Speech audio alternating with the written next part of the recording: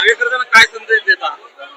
प्रामुख्याने आमच्या पक्षाचे मुख्य नेते एकनाथ शिंदे साहेबांनी महाराष्ट्रामध्ये ज्या ज्या ठिकाणी मॅपिंग चालू आहे म्हणजे 100% महाराष्ट्रभर मॅपिंग हे चालू आहे, परंतु जिल्ह्यामध्ये SIRच्या माध्यमातून आमच्या सगळ्या कार्यकर्त्यांना आवाहन केलेलं आहे की एक BLO ज्या ठिकाणी असेल त्या ठिकाणी 3 BLA निर्माण झाले पाहिजे. एक युवा सेना, एक महिला आघाडी आणि आमचा एक शिवसैनिक. आणि त्या माध्यमातून या जिल्ह्यामध्ये आमचे संपर्क प्रमुख राजन साळवी यांना ही जबाबदारी दिलेली आहे. गेल्या 1 ते 1.5 महिन्यापासून ते यासाठी प्रयत्न करत आहेत आणि अतिशय चांगला रिस्पॉन्स इथल्या आमच्या शिवसैनिकांनी दिलेला आहे. त्यामुळे भविष्यामध्ये हे सगळं काम झाल्यानंतर पक्ष बांधणी कशी करायची, जास्तीत जास्त पक्ष संघटना वाढवून पक्षाचे जास्तीत जास्त लोकप्रतिनिधी या जिल्ह्यातून कसे निवडून येतील यासाठी आम्ही प्रयत्न करतो. आज विधानसभा मतदारसंघाचा हा जिल्हा जरी असेल तरी अतिशय चांगली ताकद काही वर्षापूर्वी शिवसेनेची होती. आदरणीय शिवसेना प्रमुख बाळासाहेब ठाकरे यांचे विचार सोबत घेऊन एकनाथ शिंदे साहेबांनी जो उठाव केला त्या उठावाला प्रतिसाद देऊन राज्यामध्ये जवळजवळ 60 आमदार आमचे निवडून आलेले आहेत, तर 7 खासदार निवडून आलेले आहेत. परंतु भविष्यामध्ये अजून पक्ष मोठा करायचा, संघटना मोठी करायची असेल तर जास्तीत जास्त आमदार आणि खासदार निवडून येणे या महाराष्ट्रातून गरजेचं आहे. त्या माध्यमातून सगळ्यांना आम्हाला जबाबदारी दिलेली आहे. मंत्री म्हणून काम करत असताना माझं वेगळं नातं आहे या विदर्भाशी, कारण माझा जन्म विदर्भातला आहे, वर्ध्याचा माझा जन्म आहे.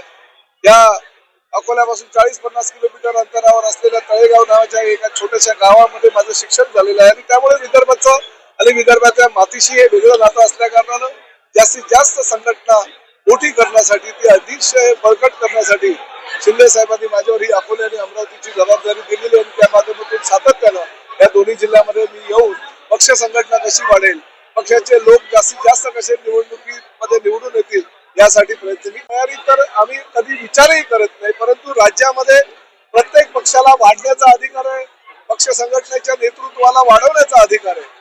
आम्ही महायुती म्हणून प्रत्येक ठिकाणी लढण्यास आमची तयारी असते, परंतु यदा कदाचित कुठे युती नाही झाली तर संघटनात्मक पातळीवर प्रत्येक पंचायत समिती असू द्या, नगरसेवकांचे निवडणूक महापालिकेचे असू द्या, नगर परिषदेचे असू द्या किंवा जिल्हा परिषदेचे असू द्या, त्या ठिकाणी आमच्या पक्षाची ताकद मोठी असणं गरजेचं आहे आणि त्यानंतरच आम्ही काही निर्णय घेऊ शकतो.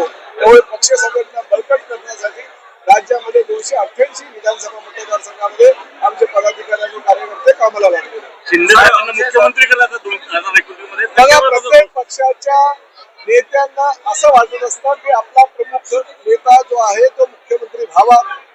मला जर वैयक्तिक तुम्ही विचारलं तर मी सुद्धा कार्यकर्ता म्हणून हे सांगेल की शिंदे साहेबांनी मुख्यमंत्री व्हावं, परंतु शेवटी संख्याबळ फार महत्वाचं असतं. 288 आमदारांपैकी फक्त 60 आमदार घेऊन जर आम्ही मुख्यमंत्रीपद मागितलं तर ते योग्य होतं.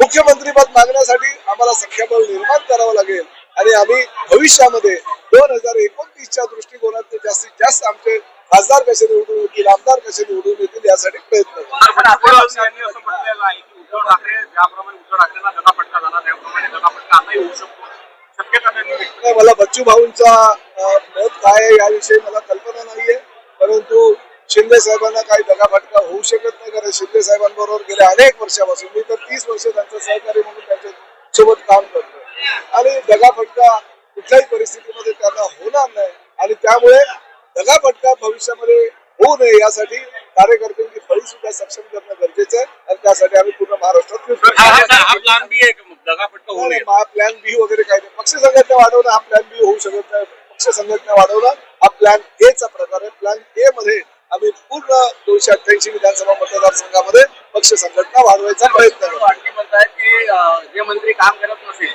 त्यांना ठोका म्हणून अशी भाषा बोलताय, काय म्हणतात? नाही, काम करत नसेल त्यांना ना, त्यामध्ये मला असं वाटतं की मी येत नसेल, त्यामुळे काम करत नसेल त्या मंत्र्यांना ठोका वगैरे ही बच्चू भाऊंची पद्धती आहे, परंतु मी बच्चू भाऊंना विनंती करेन, शेवटी आता ते प्रहार संघटनेचे नेते नाही, शिवसेनेचे आमदार झालेले आहेत, विधान परिषदेचे सदस्य आहेत, त्यांची ती आक्रमक भूमिका ही नेहमीच असते. पण शेवटी आता महायुती आहे, आपण महायुतीमध्ये एक दुसऱ्यांना सहकार्य करून हे सरकार चालवत आहे, कष्टकऱ्यांचे, शेतकऱ्यांचे, महिलांचे सगळ्यांचे प्रश्न सोडवत आहे आणि त्यामुळे सगळ्या मंत्र्यांना, सगळ्या खासदारांना, सगळ्या आमदारांना विश्वासात घेऊन आपल्याला पुढे जायचं.